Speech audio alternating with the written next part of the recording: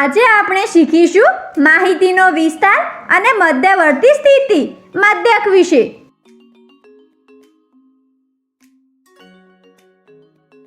માની લો કે આપણને એક બેટ્સમેન વિરાટનું પ્રદર્શન કેવું રહ્યું એ જાણવું છે। શું તમે જણાવી શકો કે આ આપણે કઈ રીતે કરીશું? વિચારો। ચાલો અમે જણાવીએ છીએ। આવી સ્થિતિમાં નિર્ણય લેવા માટે આપણે આંકડાકીય માહિતીની જરૂર પડે છે। જેમ કે અહીં આપણને વિરાટના કેટલાક દાવના રન જાણવા પડશે। માની લો કે વિરાટના 7 દાવના રન છે 85, 70, 59, 70, 65, 70, 85। આ જરૂરિયાતની આંકડાકીય માહિતીને જ આપણે અવલોકનો કહીએ છીએ। અહીં દરેક સંખ્યા એક અવલોકન છે। અહીં સૌથી નાનું અવલોકન 59 છે તથા સૌથી મોટું અવલોકન 85 છે। જો આપણે સૌથી મોટા અવલોકનમાંથી સૌથી નાના અવલોકનને બાદ કરીશું તો તેનાથી આપણને અવલોકનનો વિસ્તાર મળે છે।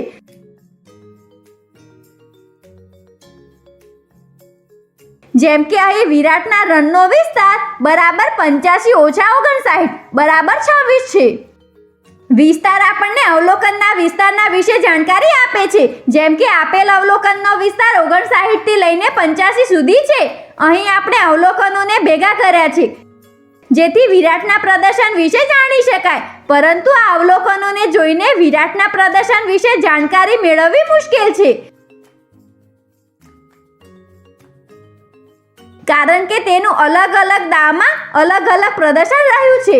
આવામાં આપણને એક એવી સંખ્યાની જરૂર છે કે જે અવલોકનના સમૂહનું પ્રતિનિધિ કરે છે, એટલે કે તેમની મધ્યવર્તી સ્થિતિને દર્શાવે। આ સંખ્યાનું પ્રતિનિધિ મૂલ્ય અથવા મધ્યવર્તી મૂલ્ય કહે છે।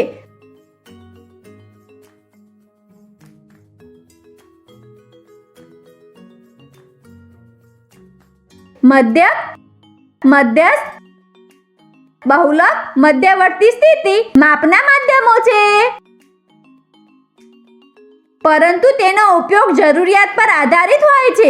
ચાલો આ વિડીયોમાં મધ્યકની ચર્ચા કરીએ।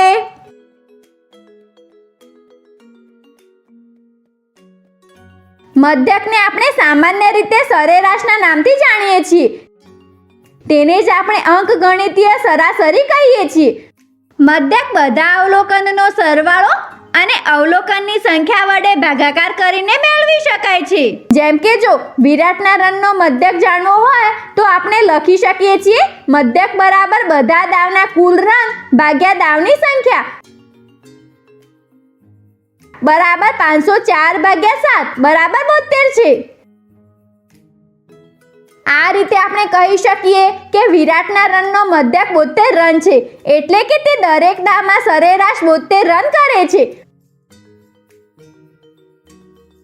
અહીં મધ્યક 72 આપણને જણાવે છે કે જો તેને દરેક દાવમાં સરખા રન કર્યા હોત તો દરેક દાવમાં તેને મધ્યક જેટલા એટલે કે 72 રન કર્યા હોત। આપણે જોઈએ કે 72 સૌથી નાનું અવલોકન 59 અને સૌથી મોટું અવલોકન 85 ના વચ્ચે આવેલું છે। આ રીતે દરેક સ્થિતિમાં મધ્યક સૌથી નાના અવલોકન અને સૌથી મોટા અવલોકનના વચ્ચેની કોઈ પણ સંખ્યા હોય છે। આ રીતે મધ્યક હંમેશા માહિતીના વિસ્તારની વચ્ચે હોય છે। આજે આપણે શીખ્યા માહિતીનો વિસ્તાર અને મધ્યવર્તી સ્થિતિ મધ્યક વિશે। આગળના વિડીયોમાં મધ્યવર્તી સ્થિતિ, મધ્યક, મધ્યસ્થ અને બહુલક વિશે શીખીશું।